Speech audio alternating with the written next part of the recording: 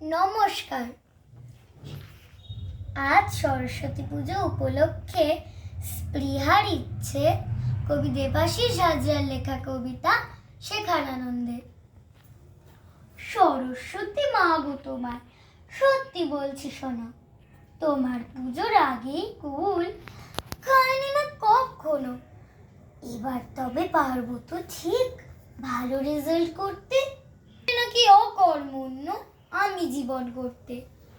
বিদ্যেবতী ভগবতী তোমার করুণা পেলে এগিয়ে যাব আমি নাকি সব বন্ধুকে ফেলে।